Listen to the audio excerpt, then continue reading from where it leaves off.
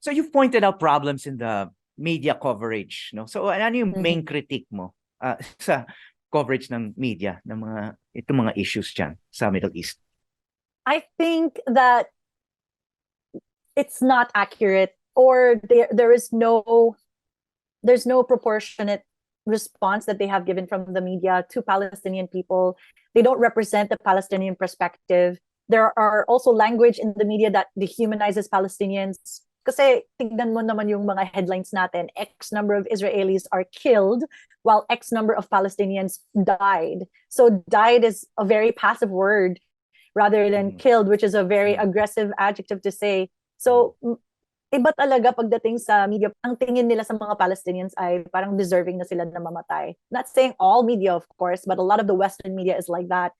Not enough Palestinians are being heard. And when there are actual Palestinians who are finally invited to speak, the first thing that they are asked to do is, do you condemn Hamas, rather than having to explain to you our actual experiences, what we are seeing, what we are hearing, what we are experiencing in general. I mean, even the media, they started to talk about these headlines that has happened ever since October 7. We had the worst news, which is 40 beheaded babies, but yet even the Israeli Defense Forces claimed that this never happened because there's no evidence. So, but the Western media continued to post about it until they had to retract it later on, because it made sense to them. Like, oh, Arabs, I'm sure they beheaded the babies. They never even bothered to verify these claims before actually putting it on the headlines.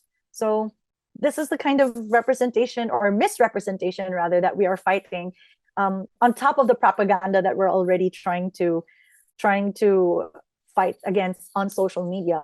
If you look at the news and if you look at social media, the news is all mostly pro-Israel. They talk about Israeli voices, Israeli stories, Israeli victims, but most of the things that you see are on Instagram, on TikTok, that are actual footage of the people of Palestine, of Gaza, that are being treated the way they are right now, that are being killed right now. For me, yan yung nangyayari talaga sa portrayal ng media. If I may criticize the Filipino media, if I may do so, I'm going to be putting myself in hot waters, but here it is. I think Filipino media, especially the news, if it's an international news, they don't really have a lot of people who investigate it themselves. They always base it off of other international news outlets.